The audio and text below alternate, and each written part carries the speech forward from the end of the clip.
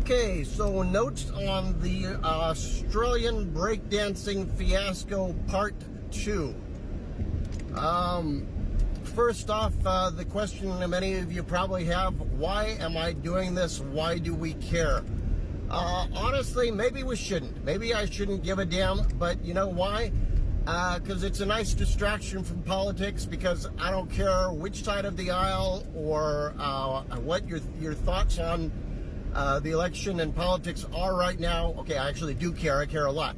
But regardless is my point. Regardless of your position and whatnot, it's really easy right now to get super inundated and saturated with that whole side of stuff. And so this is mostly a nice distraction. I say mostly because it does fall back on social justice and discrimination and some of that, if you dig deep enough. Because I'm sorry, there is no way a non-white person could have done what that lady did. I still don't understand how she did it. But if anybody else had done it, they would not have been let into the Olympics. Again, it doesn't really explain how she got in, but it just barely kind of sort of barely kind of sort of does. Like I said, nobody else could have done it. She shouldn't have. I don't understand exactly how she did, but nobody else could have done it, simply just for that reason alone. Again, there have been some people that are saying that she was like trying to make a point or trying to like make a joke or something like that. And to that I say, I understand humor and I understand social commentary and I understand, like, you know, the history of breakdancing and whatnot. And if she was trying to do any of that, she failed miserably, except insofar as she is a lesson. She is a lesson in the sense that we are laughing at her, not with her, at her. She is a lesson in the sense of getting away with things that only a white person could have gotten away with. She is a lesson in, I don't know, got to be at least a couple other ways there that I'm not thinking of, but you get my point. So to the people that ask, why do I have any right to say anything? Well, on breakdancing itself, I can't claim to be like breakdancing expert or a breakdancer per se, but I know people who are.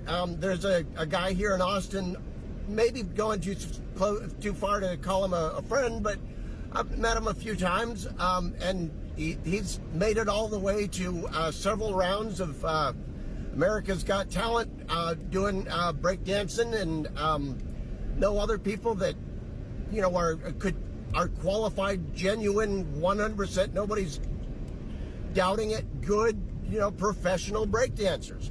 That's what they do. I trained in capoeira for a long time, which nobody's defined the link clearly, but it is definitely an origin piece to breakdancing. Like there's no doubt about it. I actually did teach dance for close to a year, ballroom, swing, that kind of thing. Arthur Murray, if you need to know, and if you really want to know, Arthur Murray Studios in Albuquerque back in '97. So it's been a while. And I took back in college, I think I took 2 years of ballroom and 2 years of country western, and did some folk dancing stuff before that. I've got a friend from high school who actually does have a degree in folk art, so folk dance. So dance as an anthropological study.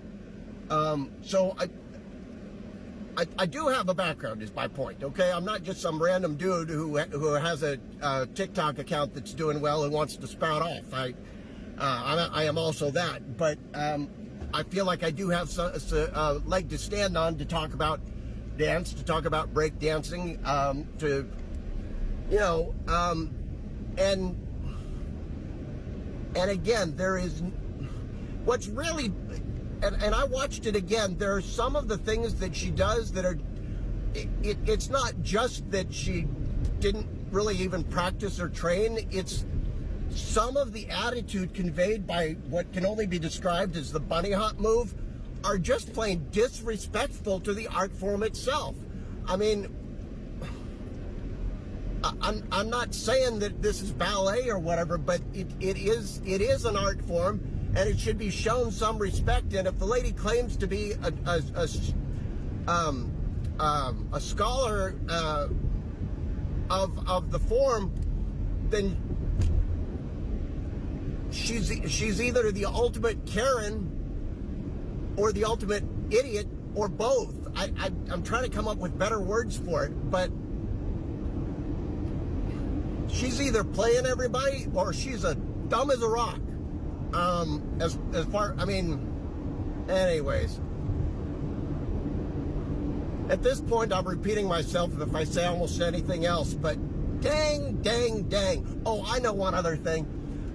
Somebody pointed out that the Olympic Committee had actually already decided not to do breakdancing again in 2028 before she even had her routine.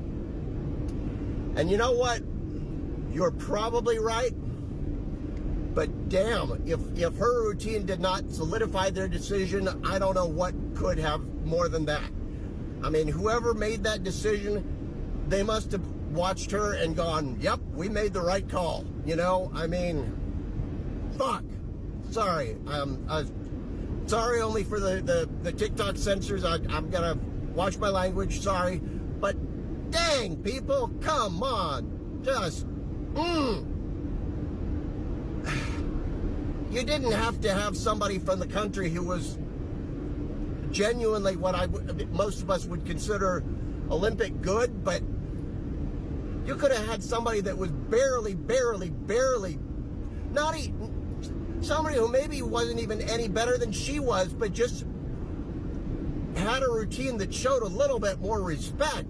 I mean, like, I know some people on here know what I'm talking about. You've seen the videos. I think they're like from the early 90s, maybe mid 90s, of these people that say they have country breakdancing or something like that.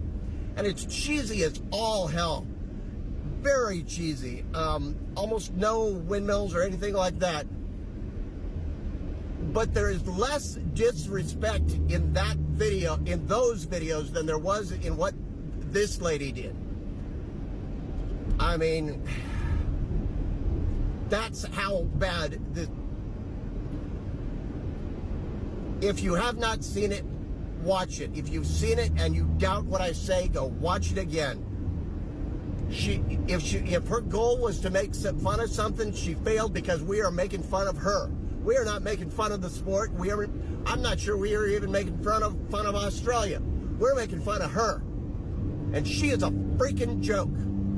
A freaking joke that should not be repeated, that should not be used to denigrate the sport, that should not be used to denigrate the people who enjoy the sport, that should not be used to denigrate her country. But it's probably going to be used to do any number of those things. And that's what's so messed up about it. She has no clue what she did, but it set back any number of things in ways that I doubt she can even begin to fathom. I mean, about the only thing that she definitely helped, apart from my career on TikTok, if this goes, gets too many likes, is the first SNL skit that comes out about it. That skit's going to be gold.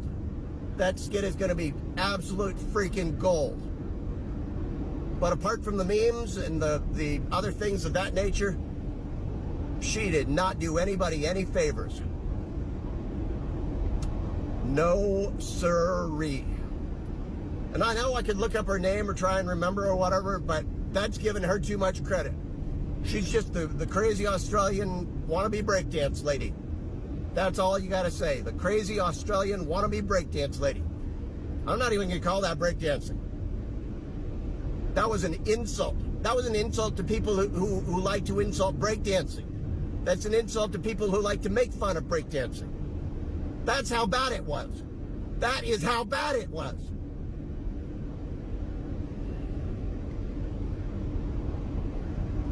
Okay, that's it. I got nothing else. If you do, go for it. And I know somebody does. I don't know if it's one person or 100 people, but I know somebody does. Go for it. Have fun.